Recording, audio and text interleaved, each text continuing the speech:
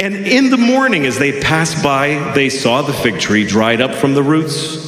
And Peter, calling to remembrance, saith unto him, Master, behold, the fig tree which thou doth curseth is withered away and dead. And Jesus answered and saith unto them, Have faith in God.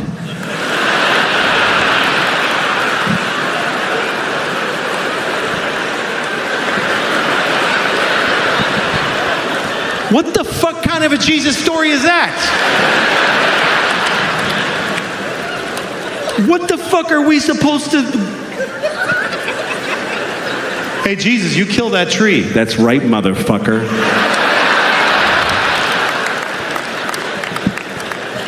What are we supposed to learn from cranky, hungry Jesus?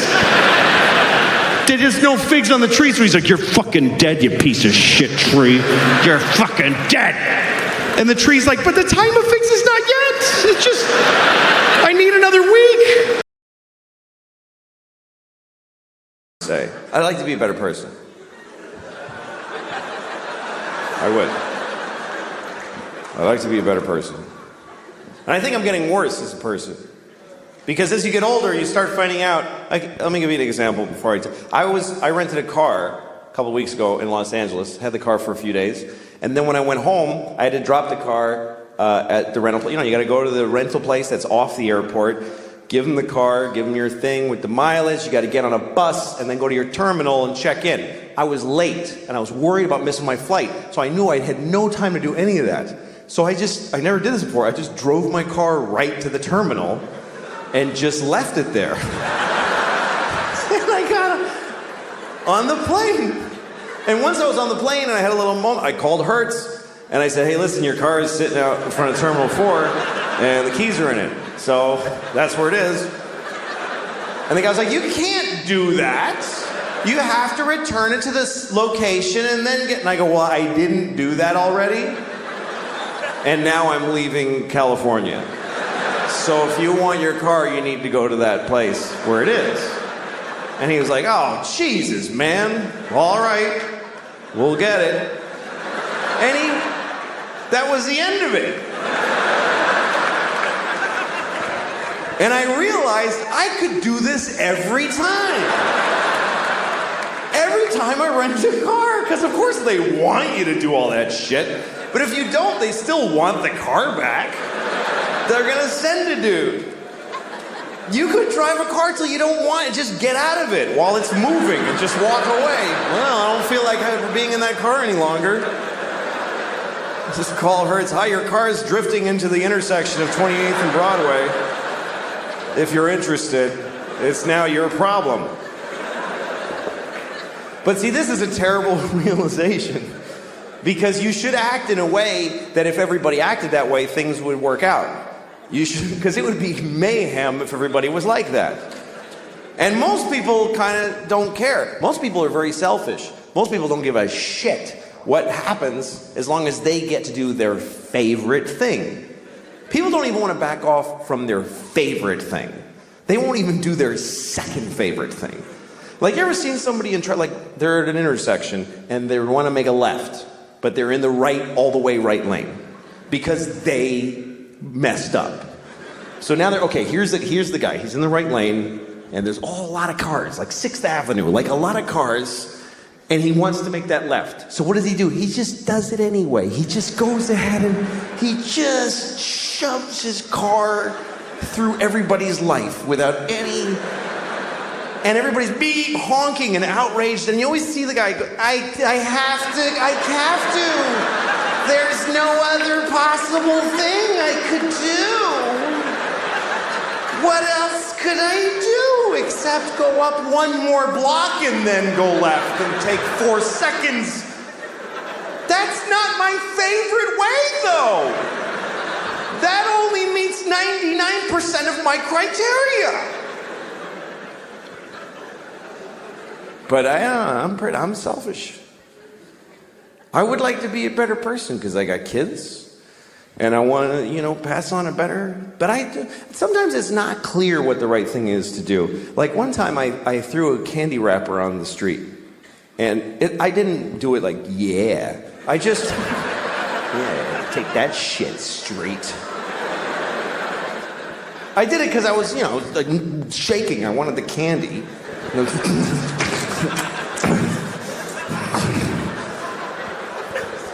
Anyway, I was with a friend who said to me, "You just littered on the street. Don't you care about the environment?" And I thought about it and I said, you know what? This isn't the environment. This is New York City. This is not the environment. This is where people live. New York City is not the environment. New York City is a giant piece of litter. It's like the giantest, next to Mexico City, the shittiest piece of litter in the world. Just a pussy, runny, smoking, stinking piece of litter. So if you have a piece of litter, what are you supposed to do with it? You should throw it on the pile of litter. Because if you don't, if you put it in a receptacle, then it gets collected and it gets taken to a dump in a landfill, and then or it goes on a boat and it goes out and gets dumped in the ocean, and some dolphin wears it as a hat on its face for 10 years. This hat that never dissolves on its face. Oh, Jesus.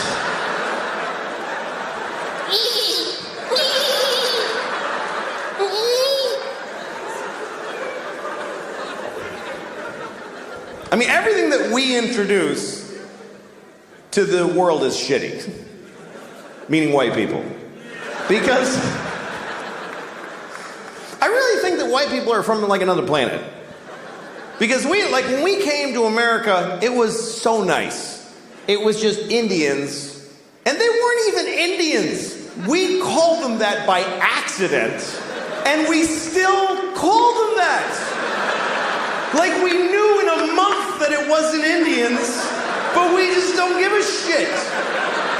We never correct it. We came here, they're like, hi, and we're like, hey, you're Indians, right? And they're like, no. No, this is India, right? No, it's not, it's totally other place. You're not Indians? No. Ah, you're Indians. Yeah, Indians for hundreds of years after. We ruined everything here. This was it was just coast to coast, just green and brown and beautiful. And all the humans were just walking around with painted faces, just walking.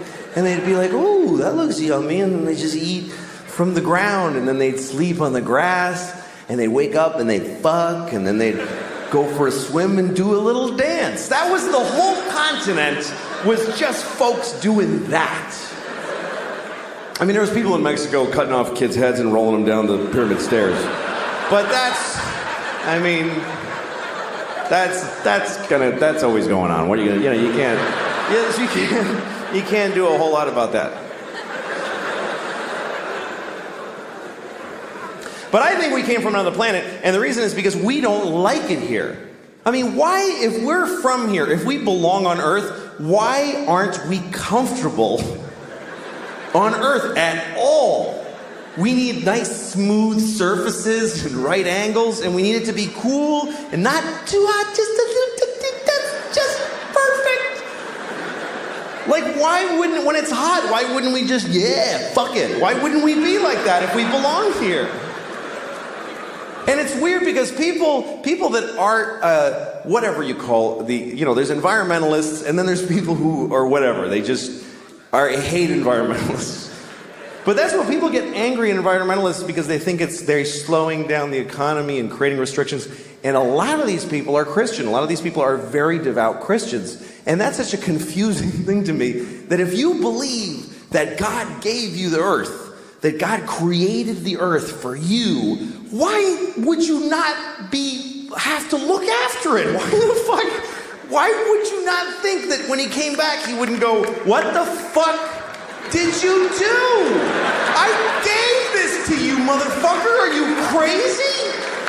The polar bears are brown. What did you do to the polar bears? Did you shit all over every polar bear? Who did this? Who spilled this shit? Who spilled this? Come over, did you fucking spill this? What is that? It's oil, it's just some oil. I didn't mean to spill. Well, why didn't you take it out of the fucking ground?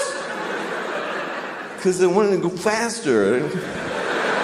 I'm not fast enough. And I was cold. What the fuck do you mean cold? I gave you everything you needed, you piece of shit. Well, because jobs. What is a job? Explain to me, what's a fucking job? You go, like, you work at a place and when people call when their game doesn't work and you help them figure it out. What do you do that for? For money. What do you need money for? Food. Just eat the shit on the floor. I left shit all over the floor. Fucking corn and wheat and shit. Grab it up, make some bread. What are you doing? Yeah, but it doesn't have like bacon around it, and like I like when it has like bacon on it and Boys are hard to raise, man. All my sisters have boys, and I just feel for them because it's really hard, and they really do. Here's the thing, though: girls are just as hard to raise, but on a whole other level. They're different. Here's the difference to me between boys and girls: boys fuck things up. Girls are fucked up. That's the difference. Boys just do damage to your house that you could measure in dollars like a hurricane. Girls, like, leave scars in your psyche that you find later, like a genocide or an atrocity. And you just stand at your door like, okay, oh, that was bad. Fuck. Whoa, that shit was, what did I say? Fuck, that was bad. Okay, everybody. I was changing my daughter the other day, and she's too old for diapers now, but she's still in them, and it's bad because this kid does not poop. This kid craps. This is not okay anymore. I was changing her diaper the other day. It was like a 48-year-old alcoholic man's shit in her diaper. Like, she was out all night drinking Jaeger, and she went to Denny's and got a Grand Slam. Ate half of it, got in a fight in a parking lot, and passed out in a Pontiac and shit herself. And her friends drove her home with the windows open and dumped her on my lawn. And now I gotta clean it. And it's crazy. And you can't even react. You can't go like, what the fuck? That's disgusting. You'll fuck them up about their own shit. You gotta be nice. You open her diaper, it's just chaos in there. It's just bananas. It's just, every shit amazes me. I'm never used to it. Everyone, I'm like, okay, wow, what is that? You have been eating diarrhea for a week, I think. Because that's awful.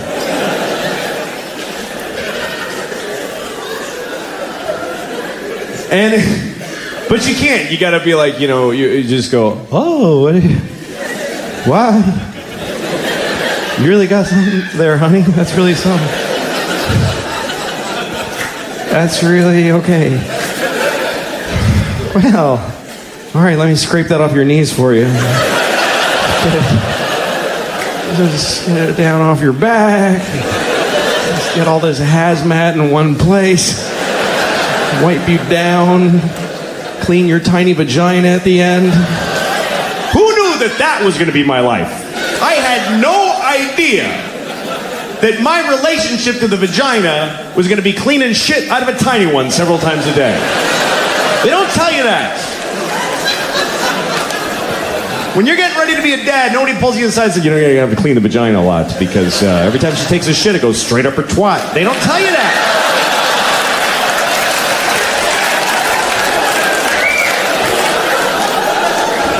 Nobody tells you. And they should. It's a big part of being a dad. It's bigger than Christmas. It happens every day. And you got to get it right, front to back. It's very important.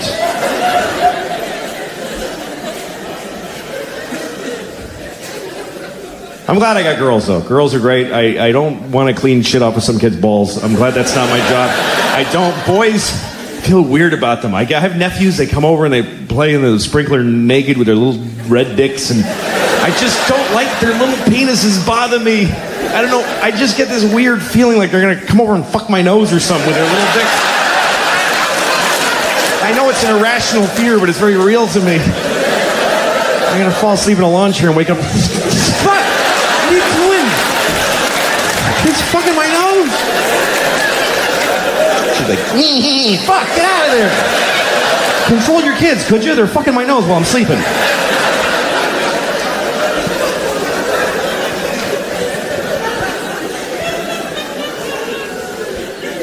Boys are hard to raise, man. All my sisters have boys, and I just feel for them because it's really hard, and they really do. Here's the thing, though. Girls are just as hard to raise, but on a whole other level. They're different. Here's the difference to me between boys and girls. Boys fuck things up. Girls are fucked up. That's the difference. Boys just do damage to your house that you could measure in dollars like a hurricane. Girls like leave scars in your psyche that you find later, like a genocide or an atrocity. Like my sister-in-law came over once with her little boy. He's like 4 years old, and she comes over and she's been with him all day, so she's in bad shape. She's got a drink, and she's like, I can't do it anymore. I can't do it anymore. And I put like an army blanket around her, trying to calm her down. And then her little boy walks up to her. He's got a handful of sand. I don't know where he got it. There's no sand in my home. He's got a handful of it. Walks up to his mom and just throws it right in her drink.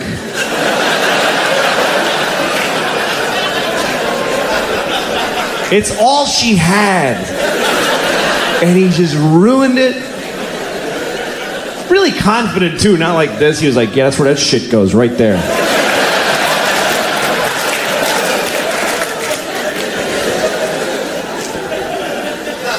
And I was blown away by this because I have girls, they would never dream of doing that. It wouldn't even enter their heads that a person could do that. But they're fucked up. Like my 5-year-old, the other day, one of her toys broke. And she demanded that I break her sister's toy to make it fair. And I did. That's how much shit she gave me. I broke the little toy, and I felt awful. I was like crying. And I look at her, she's got this creepy smile on her face.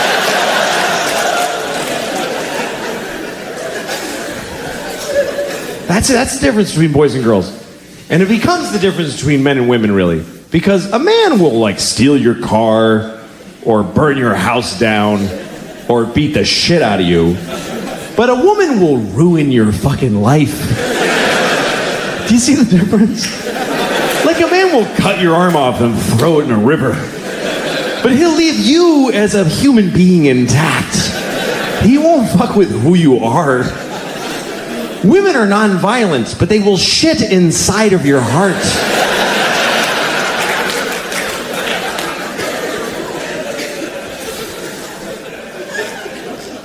My wife and I, we've been married for about 9 years now, so we're almost done. And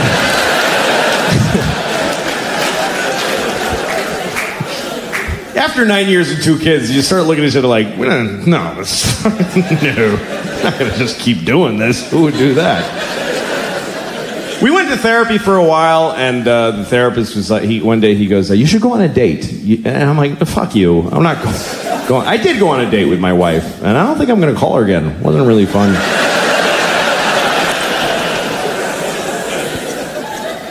Some things do get easier as you've been married for a while. You start to understand each other better, and you start looking at yourself more. You spend a lot of your marriage looking at the other person and trying to change them or figure them out. Then you start realizing what you're bringing to the table, and you blame them less for shit, you know? Like, my wife will never fuck me again. I know that now.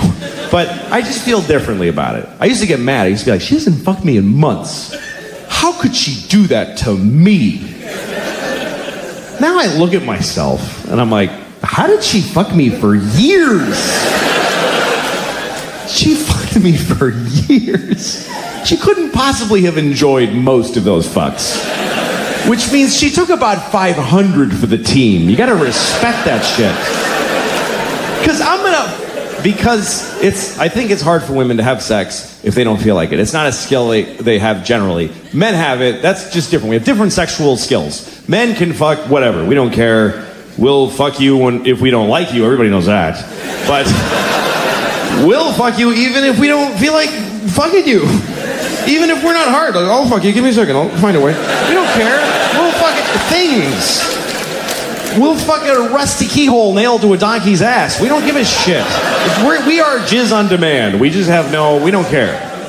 Women have another skill, which is that they can decide whether or not to have sex with their minds, which is amazing to me. A woman can decide not to fuck in the middle of fucking. That is so weird to me that they can just stop because of some other shit that distracted them. If I'm fucking you, you could show me a picture of you cutting my mom's head off. And I'll be like, whoa.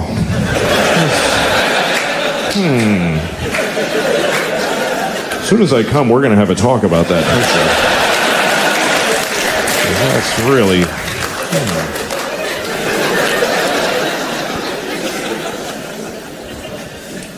Because I need to come. I need to. Coming is a need. I came the first time when I was 12 and I haven't skipped a day. I come every day. And I've fucked maybe 20 times in my life. So it's just been me doing most of the work. And I really, I jerk off way too much and it upsets me. I don't know why. Maybe it's because it's so selfish. I don't know what it is, but I know it's bad. I know I'm hurting somebody somewhere. There's something wrong with it. Like I was thinking the other day that you can figure out how bad a person you are by how soon after September 11th you masturbated, like how long you waited. And for me it was between the two buildings going down. So I have a feeling that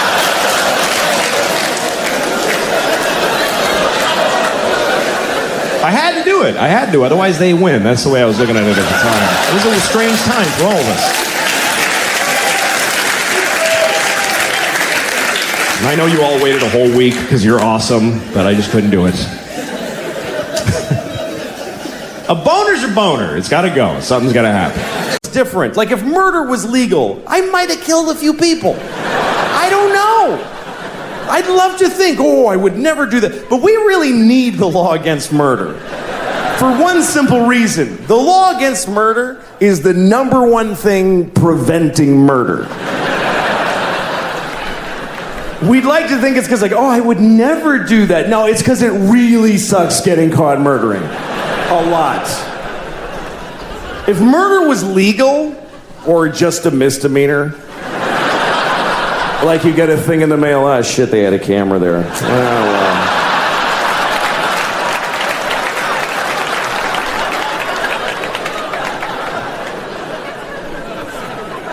If murder was legal, there would be so much murder.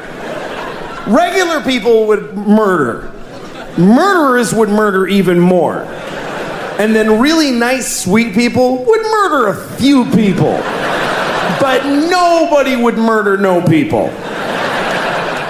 You wouldn't trust somebody who didn't murder. If murder was legal, you wouldn't like them.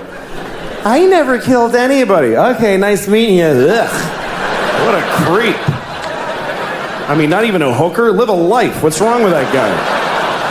He's like a Mormon or some shit. I hate those guys. I think he's nice. Shut up, Janet. It would just... If murder was legal, there would be a lot of murder.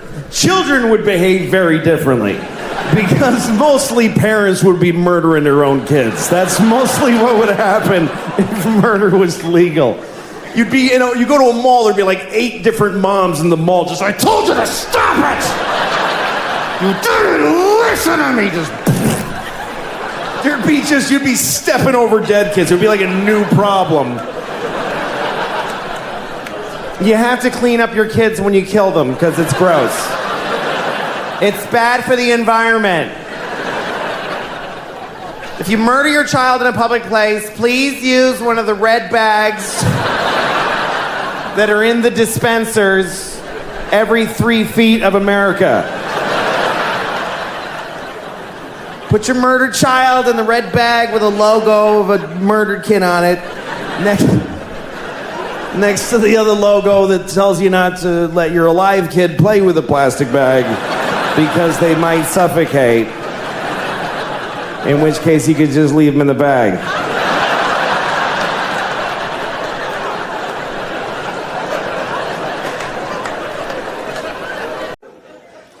I don't know. It's really the kids that do you in as a man. We have 2 kids. That's fucking stupid. Don't do that because you just. Mainly what it does to a marriage, it just changes the way that you think about your spouse. Because when you're married, when you first get married, you have a relationship that's so important to you and you're working on it together. But then you have a kid and you look at your kid and you go, holy shit, this is my child. She has my DNA. She has my name. I would die for her. And you look at your spouse and you go, who the fuck are you? You're a stranger. Why do I take shit from you? But it's the kids that make it very hard. We have 2. We have a baby, and I don't really know the baby, to tell you the truth, because she hasn't said anything, so I don't really know her.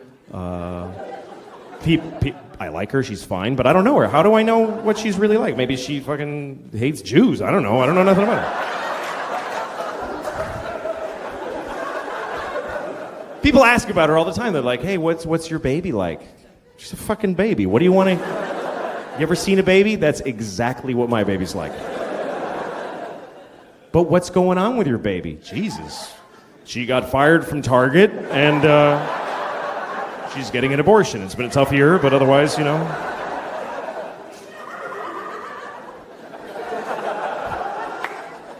It's not a very complicated relationship with a baby. It's just somebody I have to make not die. That's really what the whole thing is.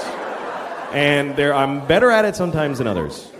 One time I took my daughter to the grocery store and I had to put her in the stroller. She won't go in the fucking cart. She's the only baby in the world that won't go in the shopping cart and sit there. You try to put her there and her legs curl up and she goes, ah! And fucking psycho. So I got to put her in a stroller and I got a cart and I'm pushing them both through the fucking supermarket. And then so I'm done shopping and then I go out to the parking lot and I open the car. First I start the car before I put them in there because I want it to get nice and cool because I love her, so I have to make it nice and comfortable. I do. I love my children. I love my wife. I wish I didn't. How awesome would that be to wake up one morning, fuck, I don't feel nothing for these assholes, and just walk out the door.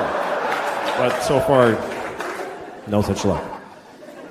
So I start the AC, then I put the groceries in, then I go to get my daughter out of the stroller. I got down there and I realized that the exhaust pipe is right in her fucking face. It's just fucking... I'm like, fuck! I almost killed my kid in the dumbest fucking way ever! If she died like that, I couldn't tell her mom. I couldn't fucking go home with that story. Well, I put her in the fucking, I don't know, I didn't realize. Fuck you, I don't know. I'd have to throw her into traffic. Help, that would be better. To actually tell her that I threw her into traffic.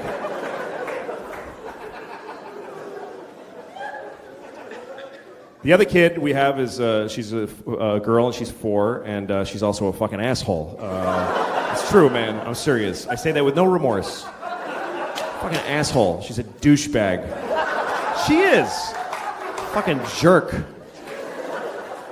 The other day, I'm like, put your shoes on. We're trying to leave. Put your shoes on, please. Put your shoes on. Put your shoes on. How many times can you say that to somebody before you just want to kick them right in the fucking face? Seriously, if you're with a group of people that are trying to go somewhere and you can't go because a member of your party just refuses to put their shoes on, that person is a fucking asshole, okay? You don't do that to people. Imagine being with a group, hey, we can't go. Why? Because fucking Bill won't put his shoes on. He just won't put them on. Fuck, Bill, what's your problem? I don't want to put them on. Fuck you. Fucking kids suck. Seriously. The other day, I walk in the kitchen. She's talking to my wife. She says, Mama, I saw a doggy today. And I was like, really? Where did you see a doggy? And she's like, I'm telling Mama, not you. I'm like, hey, fuck you. I'm just asking to be nice anyway. What, you think I actually give a shit about the dog you saw?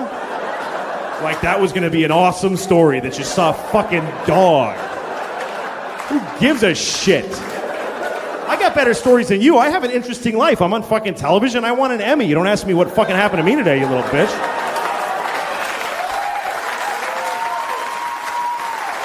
No. I didn't say that to her, obviously.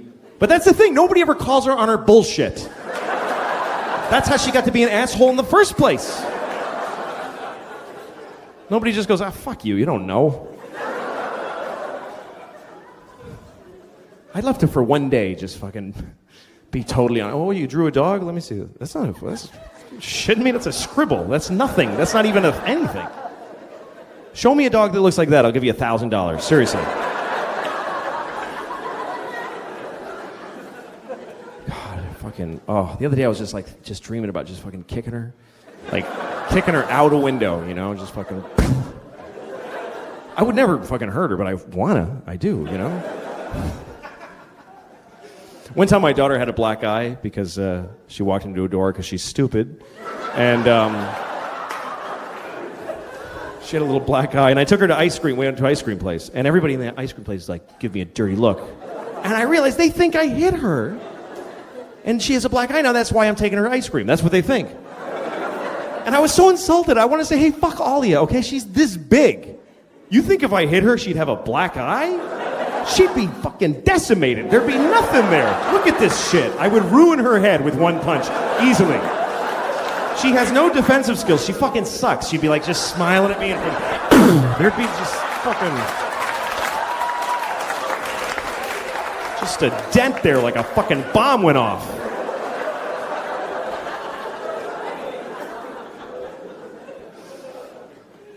I don't know. I love my daughter, but people really don't get what it's like with a kid full time. You know, we parents make you love our kids because we dress them up and take them out. Look at it, and everybody goes, "Oh, nice." But you don't know what she's like when she comes home. The dress comes off. She fucking rubs her ass in mud. She's fucking gross.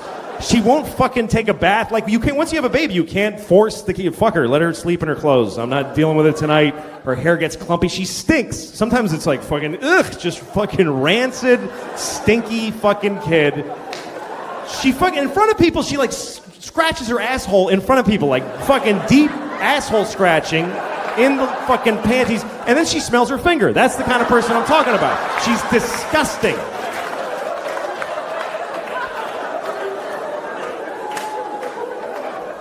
The other day I come home and she's just laying on the carpet with just spread eagle naked and she's just stretching her vagina open going, just fucking holding it open. I'm like, fuck, shit, okay. Wow. That's, wow.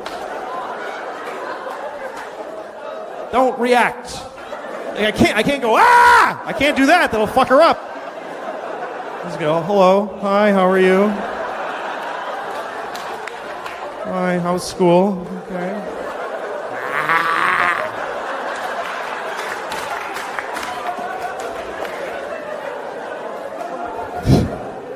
I don't know what the fuck to do about it either, because she does it all the time and I don't want to stop her, because you know what? She's happy. That's the happiest I've ever seen any person in my entire life. That's a fucking human being at their happiest, just, that's what we all wish we could do. We should all be doing that, but we gotta fucking stop it though, because she'll be fucking homeless if she doesn't cut this shit.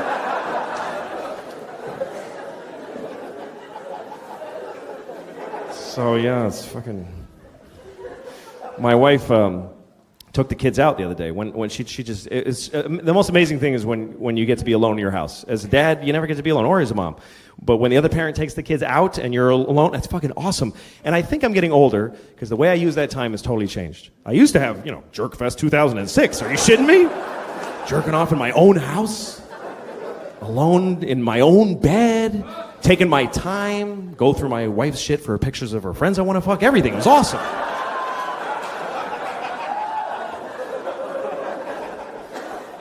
But I'm older now, so I don't do that. I don't care about that. Now, when everybody leaves, you know what I do? I just shit for hours. I take a big, long, beautifully private shit with nobody fucking with me. That's my dream in life, is to take a shit without people fucking with me. Because when you have kids, first of all, the other parent starts banging the window on the door. Get out of there! Help me! Or my 4-year-old walks in while I'm shitting. She just fucking walks in the room and does a little dance. I'm like, get out of here. My asshole is this big. I'm pushing a shit out right now. I don't want to see a cute face at this moment. That's traumatizing. And so when they leave, even if I don't have to, I just shit for a fucking hour. My ass dries out. I don't care. I stay there because I love shitting. That's how old I am. I love to shit. It's my favorite thing. I don't know why they call it number 2. I think it's easily the best one. It's in my book. It's number 1.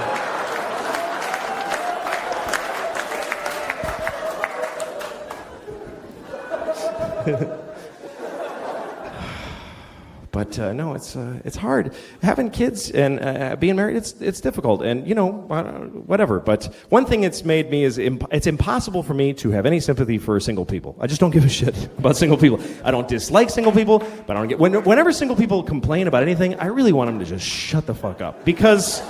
First of all, if you're single, your life has no consequence on the earth. Even if you're helping people aggressively, which you're fucking not, nobody gives a shit what happens to you. You can die and it actually doesn't matter. It doesn't. Your mother will cry, whatever, but otherwise nobody gives a shit. I can't die. I got 2 kids and my wife doesn't fucking work, so I don't get to die. I can't die. I love her, but she's a painter. Great. Paint $1, take some pressure off, please. But single people, when you they complain like we don't complain. When you ask a parent, hey, how's the family? We go, great. That's all we ever say. It's never fucking great. But we say great because we're not going to tell you, well, my wife assassinated my sexual identity and my children are eating my dreams. We don't fucking bother you with that. We just say great.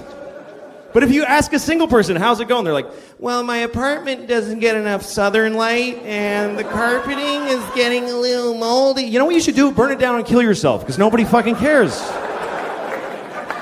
My girlfriend doesn't like the same music as me, and she acts bored at parties. We fucking call her and say, fuck you, and hang up, and leave her.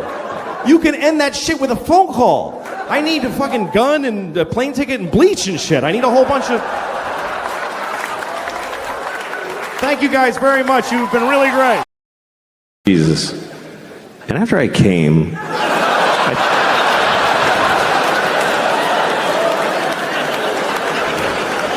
I thought, well, I feel sorry for Jesus. That's how I feel. I don't know how much you know about Jesus, but I feel fucking bad for Jesus, man. I do. He had a hard life. I mean, the last day was particularly difficult, but...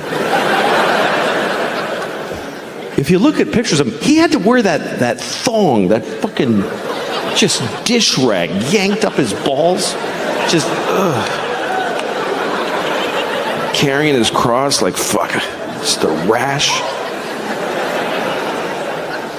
Some people say you should live like Jesus. Who can live? He was insane. You can't live like that.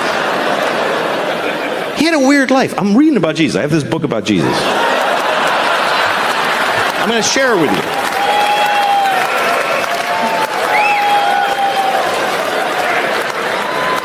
Okay. This is a book about Jesus. Actually, only this much is about Jesus. Only that, just that part.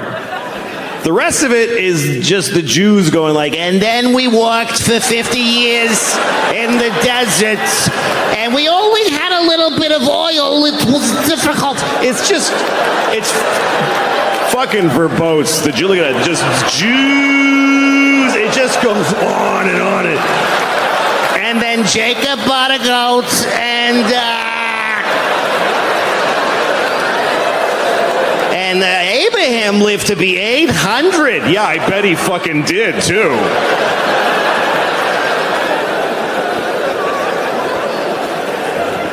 The Jews in the early chapters are all like 800 years old. And then God was like, I can with these fucking Jews for 800 years. Heart disease starts today.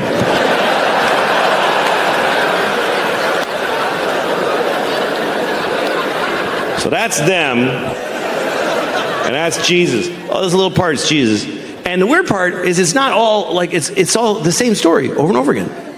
They tell the same story about Jesus' life over and over. First Matthew tells it, and then Mark is like, dude, that's not what, you're fucking drunk. Here's what happened. I'll tell you what happened. Hey, Paul, you weren't even here. Shut the fuck up. And I started reading it because I never read it. I was raised Catholic, but they don't encourage you to read in the church. They don't. They don't want you to read this. You know, Jews read this shit in Hebrew. And Baptists sit down and they read together. But the Catholics, they want you to come in the building. They want you to come in and they tell you. And you're like, can I read it? And they're like, no, I'll tell you what happened. You know, sorry, put the book down. But it's interesting because when you read the stories, you know, you think of them as lofty, kind of like, but some of them are just basic life in the Jesus life. Okay, here's one. This is when he turned water into wine. This is his first miracle. This is John chapter 2, okay? Okay, and on the third day, there was a wedding in Cana of Galilee, and the mother of Jesus was there. And both Jesus was called and his disciples to the wedding. And when they wanted wine, the mother of Jesus saith unto him, they have no wine here.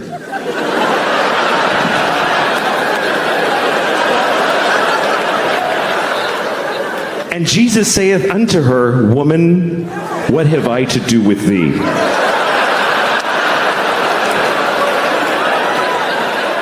Just life. Mary was a fucking alcoholic. He took her to a wedding. There's no fucking wine, Jesus. What am I supposed to do here without wine? And he's like, Mom! Don't!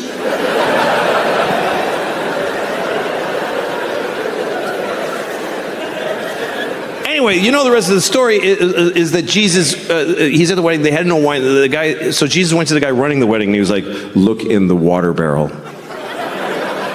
Like that, like a close-up magician. Why don't you take a look? Maybe it's not the Red Queen. Go ahead, flip that card over. What do you think? Told him to look in the water barrel, and he looked, and it was wine. He had turned all their water into wine. Everybody rejoiced. Except the guy running the wedding was probably like, we did need some water. This is actually a bigger problem. I have a feeling a lot of his miracles were met with mixed. Like, oh, thanks. That's great, Jesus. Fuck.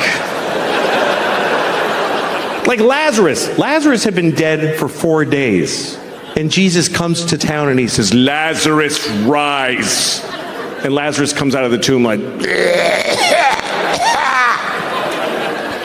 and Lazarus' wife is like, are you fucking kidding me right now?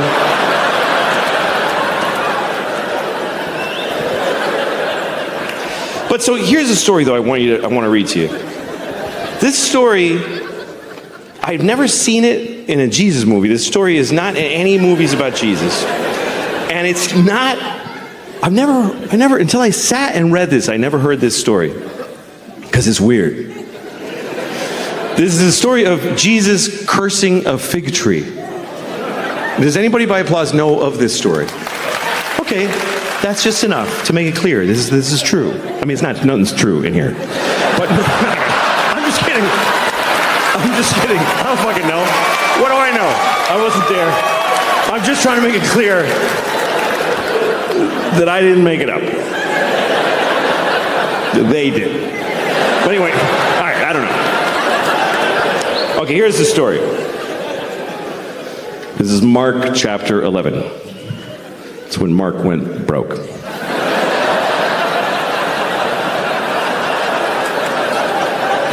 Okay. And Jesus entered into Jerusalem, and when he had looked around about and seen all things, and the eventide was come, he went out unto Bethany with the 12. See, Bethany was like a suburb of Jerusalem. So he went in Jerusalem. You know, you see all the shit downtown, but you don't stay downtown. You go to the Marriott by the airport. You know? That's what Bethany was. Okay? And on the morrow, when they come from Bethany, Jesus was hungry. And seeing a fig tree afar off, having leaves, he came to it, if haply he might find anything thereon. But when he came to the tree, he found nothing but leaves, for the time of figs was not yet. And Jesus answered and saith unto the tree, No man shall eat fruit of thee hereafter and forever.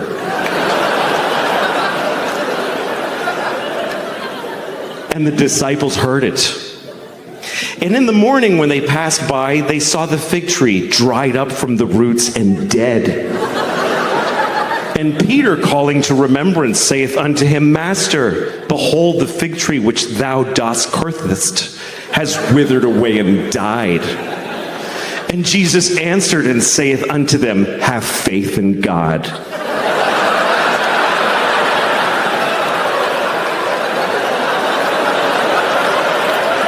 What the fuck kind of a Jesus story is that? Hey, Jesus, you killed a tree. That's right, motherfucker.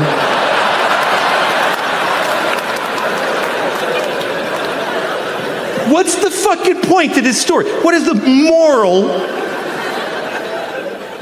That Jesus just killed a tree. He was hungry. He was fucking cranky. He was like, there's no fig. Fuck you, tree. You're fucking dead, you piece of shit. I wanted a fig. You're fucking dead. Watch this. And the tree's like, but the time of figs is not yet. It's just not yet. I need another week. You want fruit out of season? Go to Whole Foods, you fucking Jew. I didn't do anything.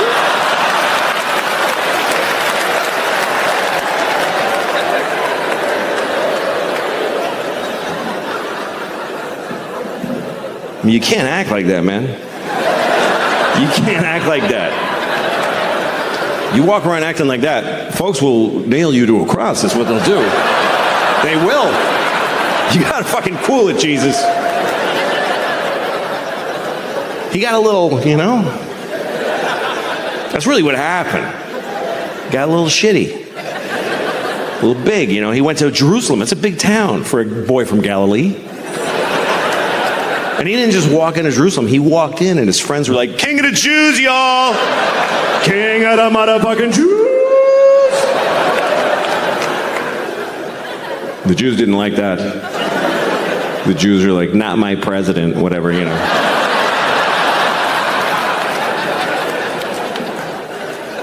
So they nailed him to a cross. This is what they did. And this, the weirdest thing to me about Catholicism and all Christianity is this image. This image is the image of the biggest, most powerful religion, the cleanest religion. And it's a fucking dead guy with nails, just blood. And it's in every polite room in the world. Every nice, quiet place is a fucking Jesus. And the president and his wife, and they wear pearls, and then we always go to look at the fucking, it's just weird.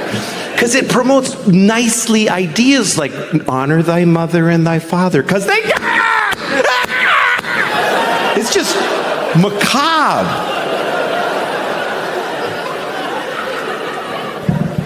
But I love it. I love the image. I love it. I was raised Catholic my whole life. I love this image. I stare at it. Every time I go by a church, if it's open, I go in because I want to see their Jesus. They all have a different Jesus. They're a little different. Some of them he's really suffering. And some of them he's just like, oh, well. I really got myself in a noodle this time, boy.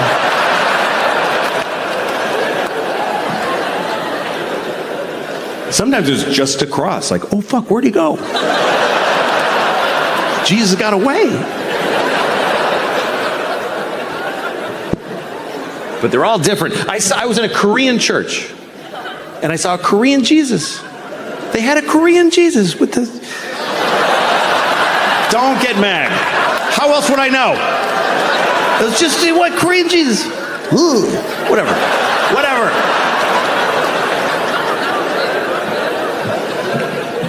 Jesus looks different everywhere. Mostly Jesus has blonde hair and blue eyes, which we know he didn't have, but that's who won everything, so they get to draw him. The truth is Jesus was black, but you don't see that often. Black Jesus. Hey man, get me the fuck down from here. Whatever, all right.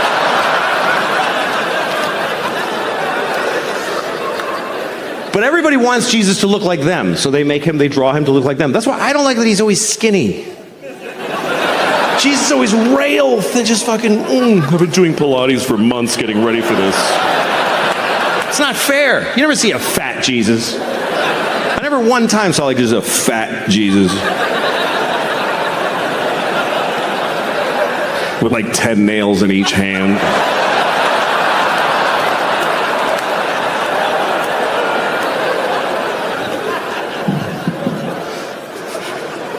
He might have been fat. We don't know. I'll tell you what Jesus was not, is Korean.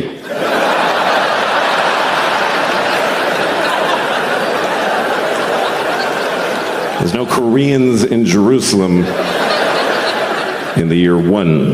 That God created the earth for you, why would you not have to look after it? Why the fuck? Why would you not think that when he came back, he wouldn't go, what the fuck did you do? I gave this to you, motherfucker. Are you crazy? The polar bears are brown. What did you do to the polar bears? They fly on a shitty airline. You think they get to go on a cool green plane with a red light and go, go, go? No, they just go to Delta and they just wait in line to go to a war. And they always fly coach. I've never seen a soldier in first class in my life. It could be a full bird colonel. He's between two fat guys in coach. And they're always nice. I've never seen a soldier get on a plane like, hey, I'm in the army. Fuck you. I have a gun. They're always like, oh, yes, sir. Thank you very much, ma'am. It's like having an extra flight attendant. They help everybody put their shit up. They're awesome. And every time that I see a soldier on a plane, I always think, you know what? I should give him my seat. It would be the right thing to do. It would be easy to do, and it would mean a lot to him. I could go up to him, hey, son. I get to call him son. Hey, son, go ahead and take my seat. Because I'm in first class. Why? For being a professional asshole. I'm in first class because I talk about babies with big dicks. That's what got me my seat. This guy is giving his life for the country, he thinks, and so he has to sit. But that's good enough. That's good enough. The fact that he thinks it. I'm serious. He's fucking told by everybody in his life system that that's a great thing to do, and he's doing it. And it's scary, but he's doing it, and he's sitting in this shitty seat. And I should trade with him. I never have. Let me make that clear. I've never done it once. I've had so many opportunities. I never even really seriously came close. And here's the worst part. I still just enjoyed the fantasy for myself to enjoy. I was actually proud of myself for having thought of it. I was proud. Oh, I am such a sweet man. That is so nice of me to think of doing that and then totally never do it. At least you should be good just to the people, just turn a good face to the people that you see in life. I don't do that either. Because when I get in the elevator in my building, that's my first contact with human beings always, after being home and just being disgusting for hours. Then I come out in the elevator, and there's always a guy in my elevator who's nice, and I hate it. I get really upset when people say nice things to me. That's not a good impulse. I get in the elevator, and there's always this one guy who he sticks his face right in the front of his fucking head, and he just floats it out there like a big balloon, you know? Hey, how's it going? I get upset, I get cagey, I get this weird impulse that I want to come on his face. I don't know why that's the thing, but that's what I think about, is that I wish I could just secrete cum without the sexual workup, like, as a defense, you know, like a squid or a skunk. Not sexually, I mean aggressively. Hi. Jesus, man. You just came in my eye. I just want to go downstairs. I don't want to talk.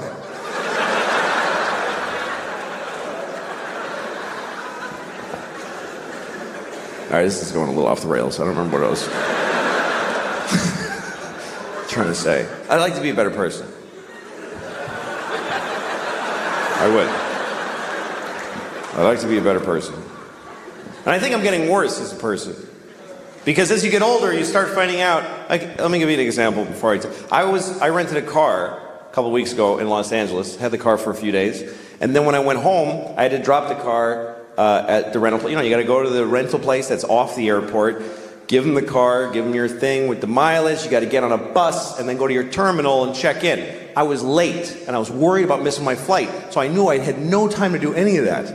So I never did this before. I just drove my car right to the terminal and just left it there. And I got on the plane. And once I was on the plane and I had a little moment, I called Hertz and I said, hey, listen, your car is sitting out in front of Terminal 4 and the keys are in it. So that's where it is. And the guy's like, you can't do that. You have to return it to this location and then get... And I go, well, I didn't do that already. And now I'm leaving California. So if you want your car, you need to go to that place where it is. And he was like, oh, Jesus, man. All right, we'll get it. And that was the end of it. And I realized I could do this every time. Every time I rent a car. Because of course they want you to do all that shit. But if you don't, they still want the car back. They're gonna send a dude. You could drive a car till you don't want it. Just get out of it while it's moving and just walk away. Well, I don't feel like being in that car any longer. Just call Hertz. Hi, your car is drifting into the intersection of 28th and Broadway. If you're interested, it's now your problem. But see, this is a terrible realization. Because you should act in a way that if everybody acted that way, things would work out. You should, because it would be mayhem if everybody was like that. And most people kind of don't care. Most people are very selfish. Most people don't give a shit what happens as long as they get to do their favorite thing. People don't even want to back off from their favorite thing. They won't even do their second favorite thing. Like, you ever seen somebody like they're at an intersection and they want to make a left, but they're in the all the way right lane because they messed up. So now here's the guy. He's in the right lane and there's a lot of cars, like 6th Avenue, like a lot of cars, and he wants to make that left. So what does he do? He just does it anyway. He just goes ahead and he just shoves his car through everybody's life without any... And everybody's beep, honking and outraged, and you always see the guy go, I have to. There's no other possible thing I could do. What else could I do except go up one more block and then go left and take 4 seconds? That's not my favorite way, though. That only meets 99% of my criteria. But I'm selfish. I would like to be a better person because I got kids. And I want to, pass on a better... But sometimes it's not clear what the right thing is to do. Like one time I threw a candy wrapper on the street. And I didn't do it like, yeah. I just... yeah, take that shit straight. I did it because I was, like shaking. I wanted the candy.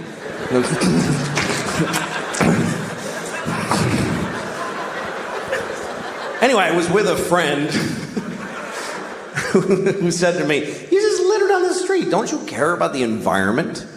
And I thought about it and I said, you know what? This isn't the environment. This is New York City. This is not the environment. This is where people live. New York City is not the environment. New York City is a giant piece of litter. It's like the giantest, next to Mexico City, the shittiest piece of litter in the world. Just a pussy, runny, smoking, stinking piece of litter. So if you have a piece of litter, what are you supposed to do with it? You should throw it on the pile of litter.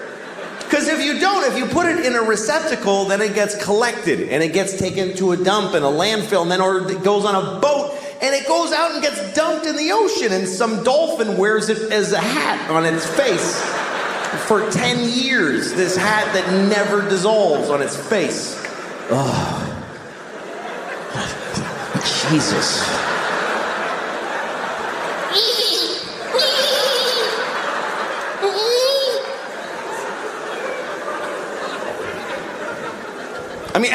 that we introduce to the world is shitty. Meaning white people. Because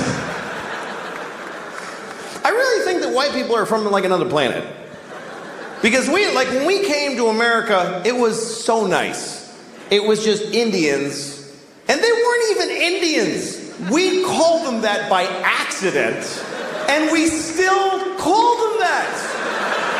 Like we knew in a month that it wasn't Indians, but we just don't give a shit.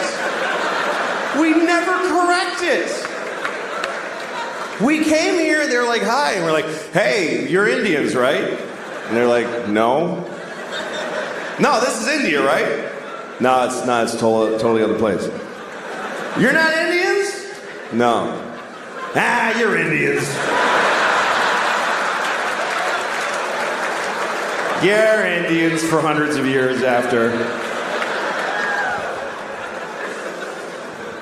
We ruined everything here. This was it was just coast to coast, just green and brown and beautiful. And all the humans were just walking around with painted faces, just walking.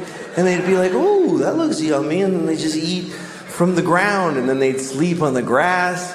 And they'd wake up and they'd fuck. And then they'd go for a swim and do a little dance. That was the whole continent, was just folks doing that. I mean, there was people in Mexico cutting off kids' heads and rolling them down the pyramid stairs. But that's always going on. What are you gonna, you can't do a whole lot about that. But I think we came from another planet, and the reason is because we don't like it here.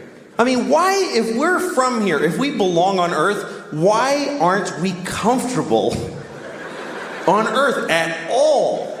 We need nice, smooth surfaces and right angles, and we need it to be cool and not too hot, that's just perfect.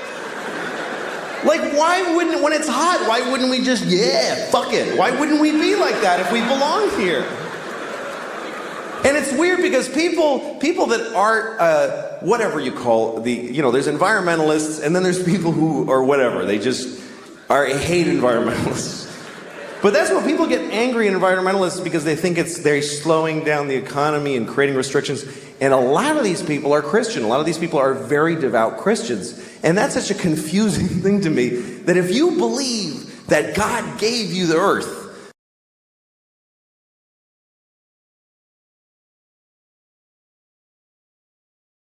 that God created the earth for you, why would you not have to look after it? Why would you not think that when he came back, he wouldn't go, what the fuck did you do? I gave this to you, motherfucker. Are you crazy? The polar bears are brown. What did you do to the polar bears? Did you shit all over every polar bear? But anyway, now I live in a nice building, and I'm not used to it because it's nice. There's like a pretty courtyard with flowers and a fountain with little marble boys pissing. I don't know. What is it with fountains? Like, all fountain sculptors are pedophiles, basically. You can't get a fountain made without... Can you make me a fountain? Yes, I'll get started right away. Oh, yes! Yes! It's finished! And it's just little boys pissing on the face of a Greek god that looks like him a lot. Piss on me forever!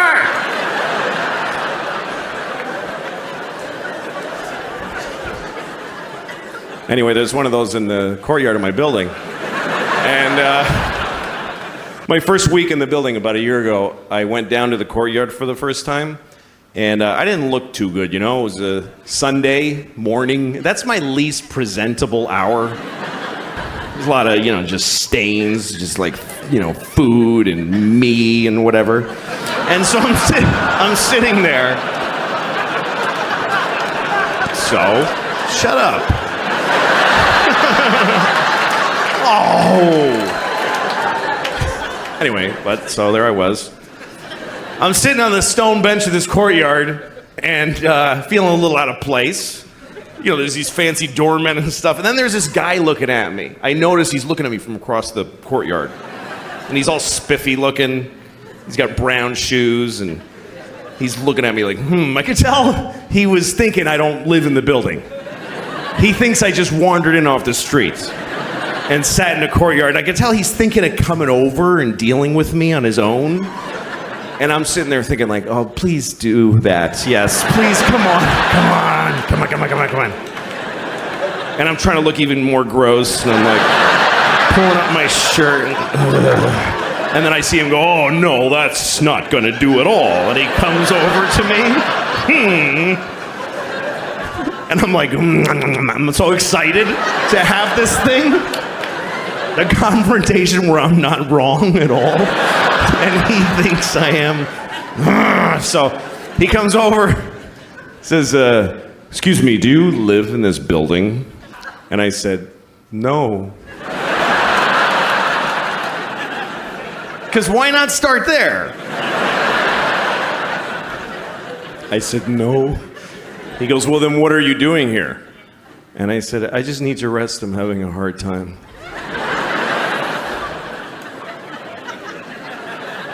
He says, this is private property. And I said, well, I don't really believe in that. You know, just the worst things I could say from his point of view is basically all the things I was saying. And he goes, well, if you don't leave, I'm going to talk to the doorman. I was like, can I just stay like 5 more hours? So he's, no. And he goes over to the doorman. And I see him talking about me to the doorman like this. And then I see the doorman going, oh, no, that guy lives here. That's okay.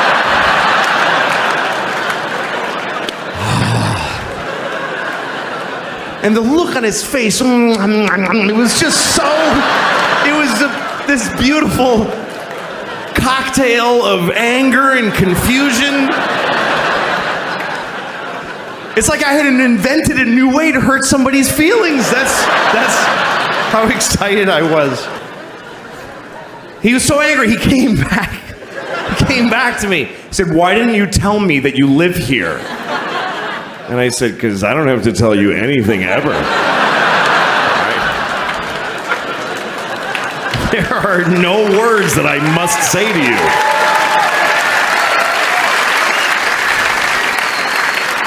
Also, I didn't want to ruin your thing. That's your favorite thing you were doing. You love that! Making people not be places. Also, I make more than you. I just don't give a shit about myself.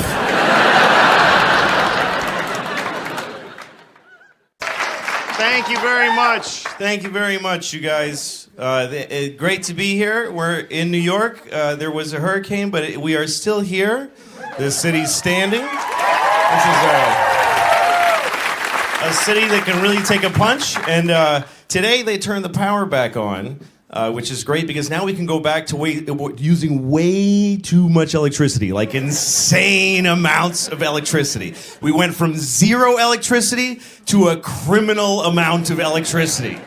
Like last night, everybody had a candle like Ebenezer, and then today I had 5 hair dryers going, woo!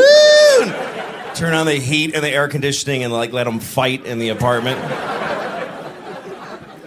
I was stuck at the airport because of this mess, and I was in the airport, and this old lady fell down. Okay, that's funny. Fine. She's dead. I hope you're okay with that. No, she's not dead. Well, she might be dead. Anybody who I'm not looking at might be dead. But anyway, this old lady, she falls down. She's like, and she just falls. And you know when old ladies fall down, and all of a sudden they're all inappropriate, and you're like, ugh, I have a sudden working knowledge of lingerie in the 20s. So she falls down, and me and all these people, there's always 1 second when an old lady falls down where no one's helping her yet. It's like a little hesitation when we're looking at each other. It's like a game of decency chicken where you're not sure it has to be you. You're kind of hoping you can go, oh, good job, buddy. All right, he got her. Anyway, I lost this particular game.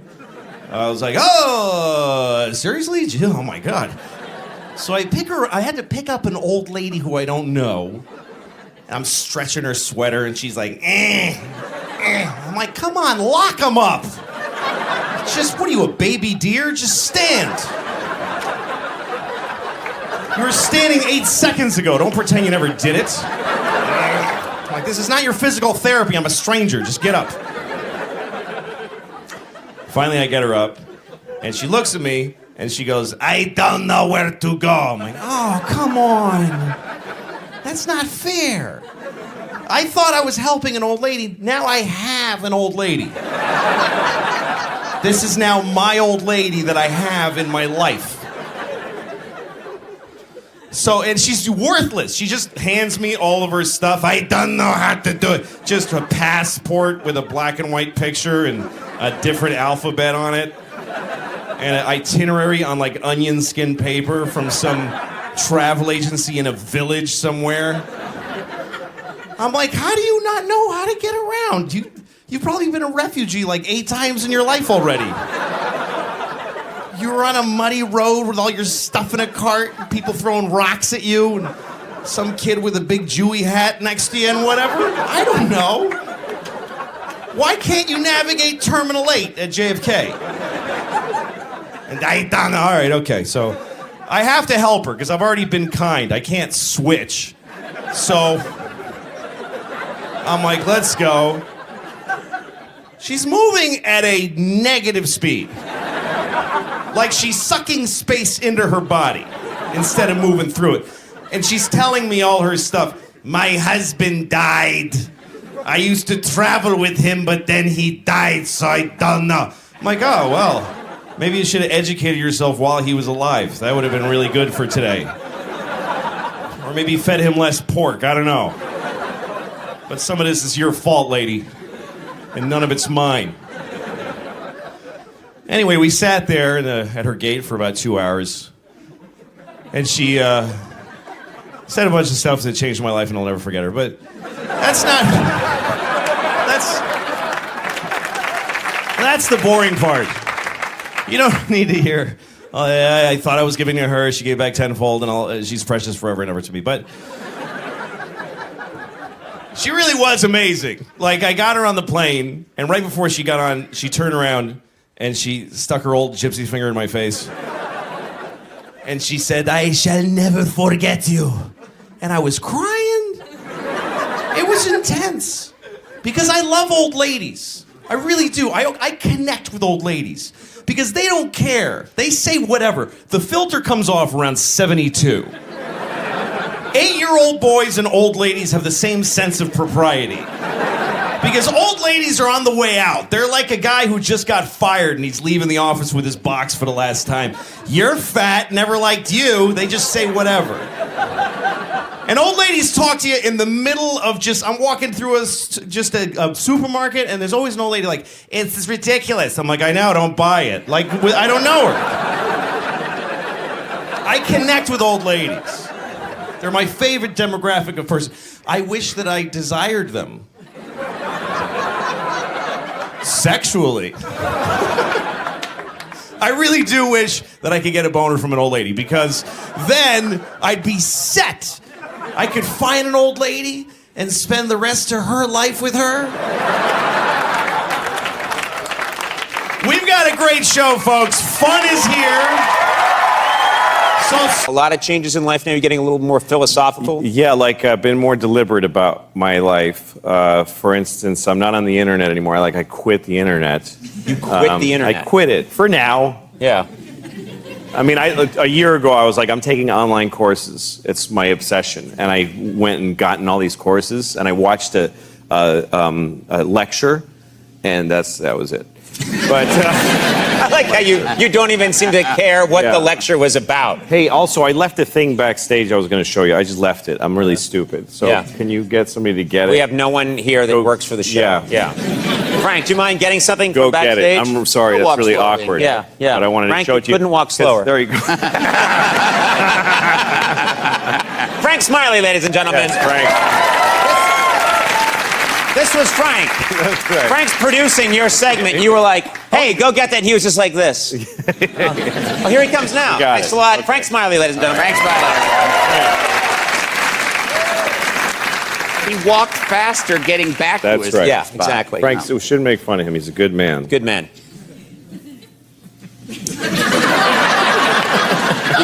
We should end it there. We should just Yeah. fade to black. Yeah. People would be so blown away by... That was the weirdest ending to a talk show I've ever seen. 8-minute Frank's a good episode. man. Fade to black. So So I decided I don't want to be on the internet anymore. I don't like the way it feels anymore, especially in my hand, the devices. I don't like this thing that I stare into this thing, and it makes me feel upset. And I look at things that I know are going to upset me.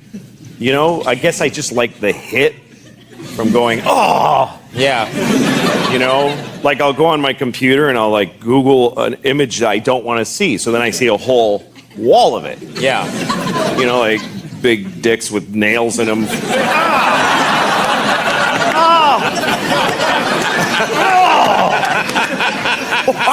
Sir, you're going to have to leave the library.